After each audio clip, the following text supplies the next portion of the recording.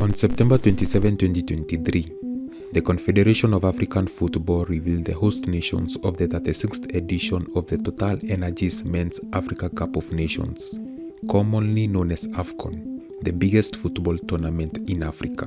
Story here. There they are, the champions of AFCON.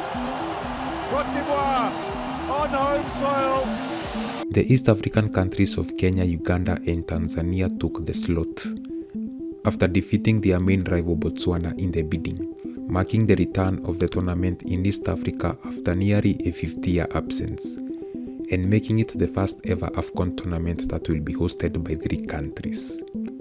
Since then, the host nations have been making the necessary adjustments to make sure of their readiness, with just 2 years remaining to the event. The main question that arises from this is what benefits will the 3 countries get by hosting Africa's biggest football competition.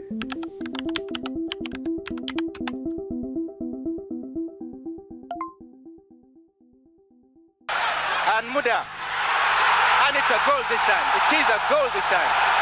It is a goal this time. For better understanding as to why hosting AFCON is such a big deal, we need to first understand the history of the competition.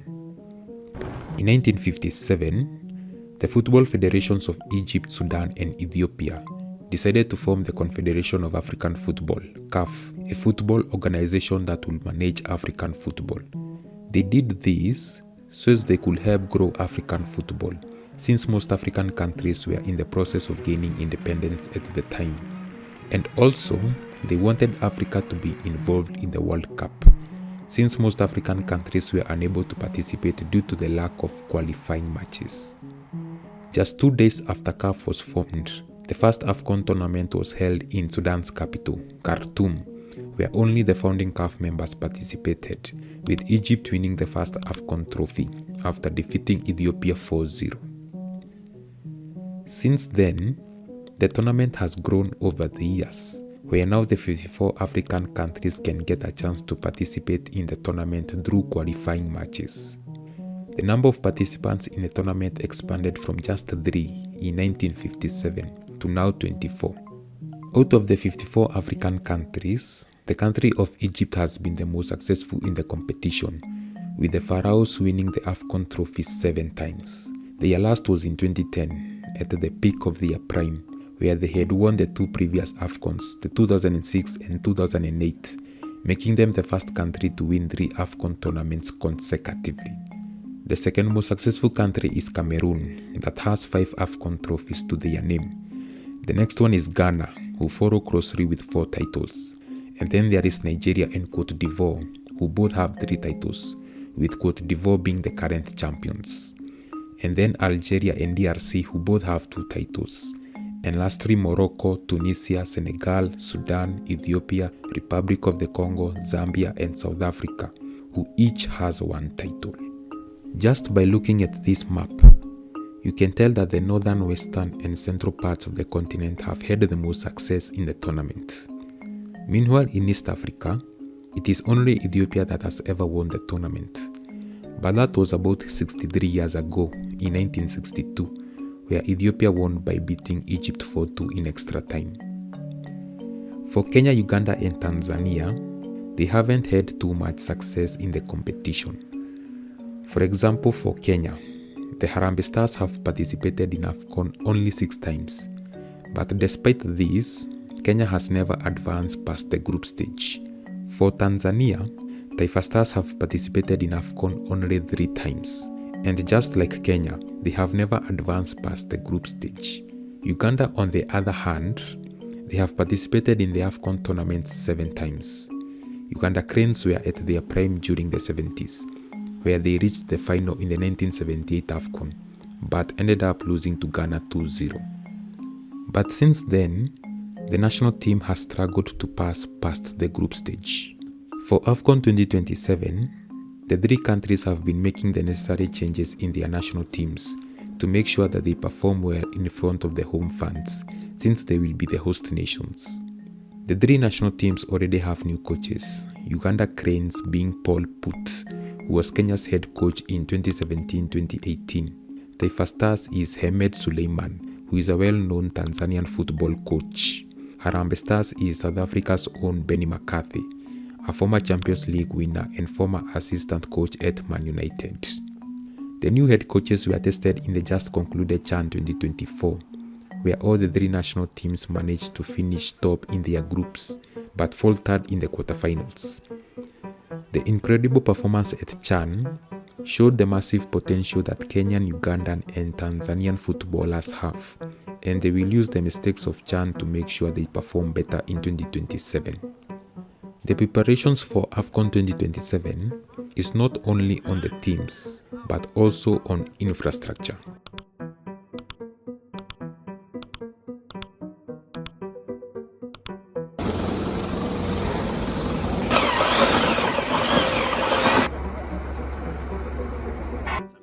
When Kenya, Uganda and Tanzania were awarded the hosting rights of both CHAN and AFCON back in 2023, none of their stadiums met the required CAF standards to host any CAF tournament. The poor state of their stadiums required massive renovations and the construction of brand new stadiums. By the start of 2024, the three countries began the construction works.